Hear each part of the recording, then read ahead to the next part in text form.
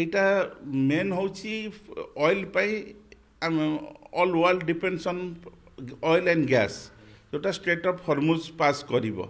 Jebel Ali Dubai ଯେଉଁଟା କହୁଛନ୍ତି, Jebel ଅଲି, ବନ୍ଦର ଆବାସ, କୁଏତ, ଏଗୁଡ଼ା ସବୁ ବହୁତ ପୋର୍ଟ ଅଛି ଯେଉଁଟା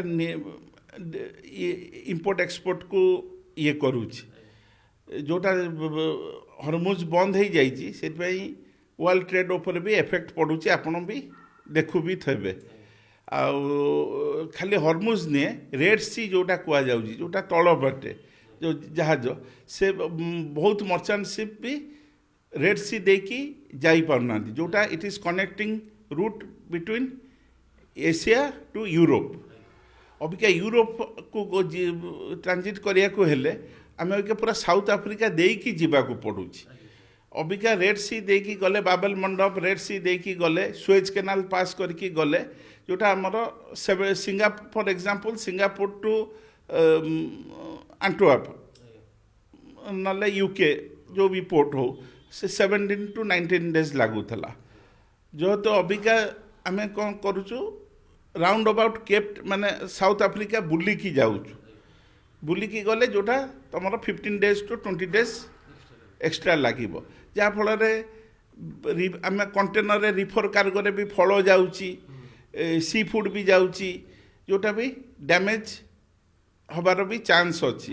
ପ୍ଲସ୍ ଯେହେତୁ ରେଡ୍ ସି ଉପରେ ଏତେଟା ବିପଦ ନାହିଁ, ବିପଦ ଚାଲିଛି, କିନ୍ତୁ ଇନ୍ସୁରାନ୍ସ, ଜାହାଜର ଇନ୍ସୁରାନ୍ସ ବି ବଢ଼ିଯାଇଛି। ସେଇ ଅନୁସାରେ ଜାହାଜ ଇନ୍ସୁରାନ୍ସ ବଢ଼ିଗଲା ପରେ ଅଟୋମେଟିକ୍ ଡେ କଣ୍ଟେନରରେ ଡେ ଟୁ ଡେ ଜିନିଷ ସବୁ ଯାଏ। ଆମର ମାନେ ଫିସ୍ ପ୍ରଡ଼କ୍ଟ ହଉ, ଡାଏରୀ ପ୍ରଡ଼କ୍ଟ ହଉ।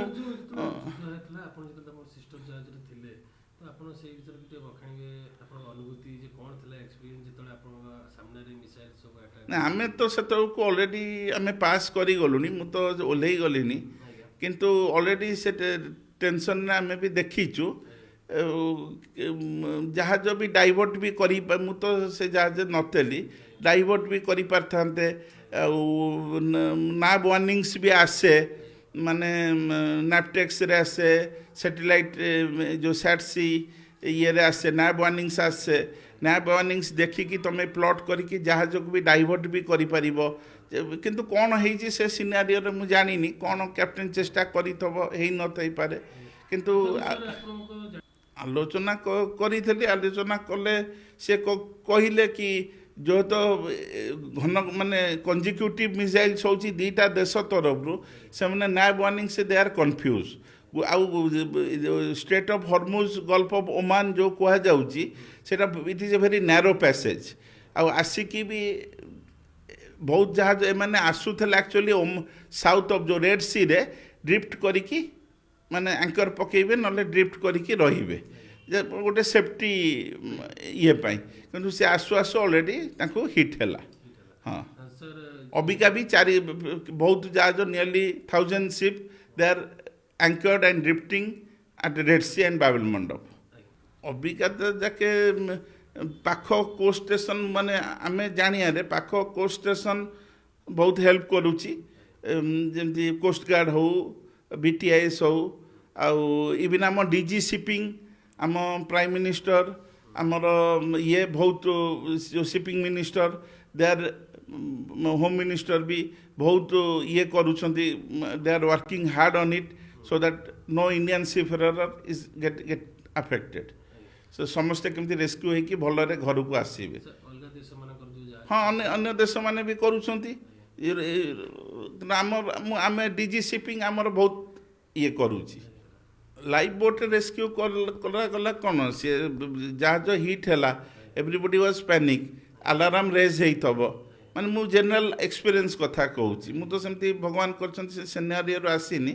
ଆଲାର୍ମ ରେଜ୍ ହେଇଥିବ, ଆବଣ୍ଡନ୍ ସିପ୍ ହେଇଥିବ। ଆବଣ୍ଡନ୍ ସିପ୍ ମାନେ ଜାହାଜ ଛାଡ଼ ହେଲା, ସେଇଟା ମାଷ୍ଟର ଅର୍ଡ଼ର ଦିଏ। ଆବଣ୍ଡନ୍ ସିପ୍ ହେଇଥିବ, ସେମାନେ ଲାଇଫ୍ ଜ୍ୟାକେଟ୍ ଇଏ ସିଏ ପିନ୍ଧିକି ଜାହାଜରୁ ଓହ୍ଲେଇ ଯାଇଥିବେ ବାଇ ଗ୍ୟାଙ୍ଗୱେ ଓର୍ ବାଇ ଲ୍ୟାଡର। ଆଉ କ'ଣ, ଆମର ତ ଏଇଟା ଯେଉଁ ହେଇଛି, ଏଇଟା ତ 4 ତାରିଖରେ ଦିନ 2ଟା ବେଳେ ହେଇଛି। ସେ 26 ଜଣ ଥିଲେ, ମିକ୍ସ କ୍ରୁ ଥିଲେ, ରଷିଆନ୍ ଥିଲେ, ଇଣ୍ଡିଆନ୍ ଥିଲେ, ସାଉଦି ଲୋକ ଥିଲେ। ତ ସାର୍ ଯେତେବେଳେ ହେଲା କେତେବେଳେ ସମୟ ଥିଲା ଯେତେବେଳକୁ ଆଟାକ୍ ହେଲା ଜାହାଜ ଉପରେ? 1409 ଖରାବେଳ 2:09 ଲୋକାଲ ଟାଇମ୍। ସଡନ୍ ଯେତେବେଳେ ଆଟାକ୍ ହେଲା ସେତେବେଳକୁ ସେ ଡ୍ରିଫ୍ଟ କରିକି ଆସୁଥିଲେ ସ୍ଲୋ ସ୍ପିଡ୍ରେ। କୋଉଠୁ ସାର୍ ଆସୁଥିଲେ? ସେ ଜେବେଲଲିରୁ ଆସୁଥିଲେ। ଆସୁଥିଲେ ଏପଟକୁ ଫିକ୍ସ ପୋର୍ଟ ନଥିଲା, ଯେହେତୁ ଯୁଦ୍ଧ ଚାଲିଛି ସେପଟକୁ ଯାଇପାରିବେନି, ସବୁ ରୁଟ୍ ଅବିକା କ୍ୟାନସଲ୍ ହେଇଛି। ସେମାନେ ରେଡ୍ ସିରେ ଆସିକି ଡ୍ରିଫ୍ଟିଂ କରିଥାନ୍ତେ, ନହେଲେ ଆଙ୍କରେଜ୍ କରିଥାନ୍ତେ।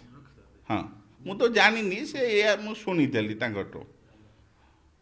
ରେସ୍କ୍ୟୁ ସାର୍ ସାଙ୍ଗେ ସାଙ୍ଗେ ସଡନ୍ ଓମେନ୍ର ହଁ ହଁ ହଁ, ସାଙ୍ଗେ ସାଙ୍ଗେ ରେସ୍କ୍ୟୁ କଲେ। ଆମ ଡିଜି ସିପିଂ ବି ବହୁତ ହେଲ୍ପ କରିଛି ଲୋକମାନଙ୍କୁ ଘରକୁ ଆଣିବାକୁ। ଦେଖନ୍ତୁ, ଯୁଦ୍ଧ ହେଲେ ତ ସମସ୍ତଙ୍କୁ ଏଫେକ୍ଟ କରିବ। ଆଉ ମୁଁ ବି ଜାଣିନି କାହିଁକି ମର୍ଚାଣ୍ଟ ଜାହାଜ ଗୁଡ଼ାକୁ ଏଫେକ୍ଟ କରୁଛି। ଆମେ ତାଙ୍କରି ପାଇଁ ତ ଜିନିଷ ନେଇକି, ସେଇ କଣ୍ଟ୍ରି ପାଇଁ ବି ଆମେ ଜିନିଷ ନେଇକି ଯାଉଛୁ। ଚାହେ ଆମେ ଇଣ୍ଡିଆରୁ ଗୋଟେ ଜିନିଷ ନେଇକି ଗଲେ ଇରାନ ପହଞ୍ଚେଇଲେ, ଏକ୍ସଚେଞ୍ଜ ଅଫ୍ ଯେଉଁଟା କୁହନ୍ତି ବାଟର ସିଷ୍ଟମ୍, ଆମେ ତାଙ୍କୁ ମେଡ଼ିସିନ ଦେଲୁ, ସିଏ ଆମକୁ ତେଲ ଦେବେ। ସେଇ ଜିନିଷ ବନ୍ଦ ହେଲେ ତାଙ୍କ ପାଇଁ ବି ଏଫେକ୍ଟ, ଆମ ପାଇଁ ବି ଏଫେକ୍ଟ। ଆଉ ମର୍ଚାଣ୍ଟ ସିପ୍ରେ ତ ଏମିତି ନାହିଁ କି ଗୋଟେ କେଉଁ ଦେଶ ପାଇଁ ରିପ୍ରେଜେଣ୍ଟ କରୁଛି, ସେ ସମସ୍ତଙ୍କ ପାଇଁ ଇଏ ଯାଉଛି। ଯେହେତୁ ଏଇଟା ମାଲ୍ଟିଜ୍ ଫ୍ଲାଗ୍ ଥିଲା, କିନ୍ତୁ କ୍ରୁ ସବୁ ମିକ୍ସ କ୍ରୁ।